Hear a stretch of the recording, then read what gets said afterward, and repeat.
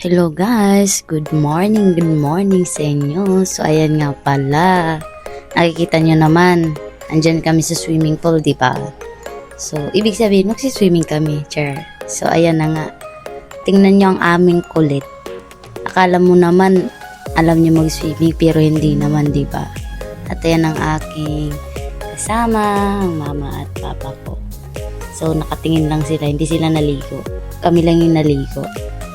So, diba? Ang ganda pala dito sa Tagaytay. So, ang ganda din ng swimming pool talaga niya. Mababaw at saka kung may mga chikiting kayo, maisasama nyo din. Kagaya niyan, tingnan nyo naman. Maya-maya ay gugora na yan at akala mo naman alam nyo lumangoy pero hindi naman. Sure, pero nandiyan naman ako. Sabi ko, huwag siya matakot. Go na. Kasi, ang dami rin nag-swimming bata para mag-enjoy siya, diba?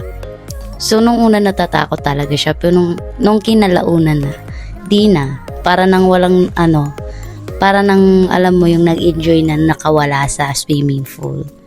So, ayun na nga, madaming mga bata. Tapos, mag-hi siya dyan. Tignan nyo, natatakot pa siya. Tignan nyo, di ba? Tapos, mamaya lang, mag-hi yan. Tapos, wala na, andun na yun. Maghahabulan na kami nun hanggang ilang oras kami dyan. Grabing babad ko dyan, day. Alam nyo ba, ang mga bata talaga, pag nanatili na yan sa tubig, hindi na pwedeng umakyat yan. Sabi ko sa inyo, ako na lang yung nagyayaya sa kanya na umakyat na kami kasi nagugutom na nga ako, yung tiyan ko kumukulo na. Ilang oras ba kami paikot-ikot dyan, Diyos ko po. Tapos ayaw niya talagang umuwi kasi nga daw, maganda daw mag-swimming. Sabi ko, sige, ako na mauna, ikaw na muna dyan. Sabi niya, no, I wanna go with you. I said, sige, pero, diba, anong oras na need na natin umuwi? Sabi niya, wait daw ako ng minute lang kasi nag-i-enjoy pa daw siya makipaglaro sa mga bata. So, ayan na nga, habol-habol ng, ang inday niya. Tingnan niyo naman, para ako may inaalalayan na hindi pa marunong maglakad, diba? Back to baby siya. Pero hindi na, nakakatuwa lang kasi.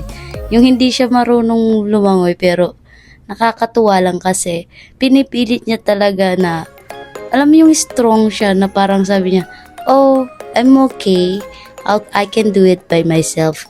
Oh, sabi ko, okay. At ako naman ay nag-swimming na dyan, tingnan niyo. Habang siya ay nag-i-enjoy sa mga bata makipaglaro. So ayun na nga, habang ako'y buntot ng buntot, ayun, nakikipagdaldalan din ako sa mga bantay, nakikipagmarites din ako. So hindi, binabantayan ko siya kasi baka matumba siya, diba? So ayun, tignan nyo naman, habol-habol ko dyan. Kasi nga nag-aalala ako, baka mamaya matumba siya. Pero Diyos ko, day, walang nangyari. Sobrang, kala mo marunong talaga mag-swimming eh. Kayang-kaya yung sarili.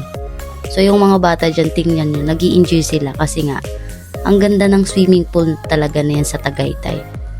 So, sa mga gusto mo bakasyon, so go na.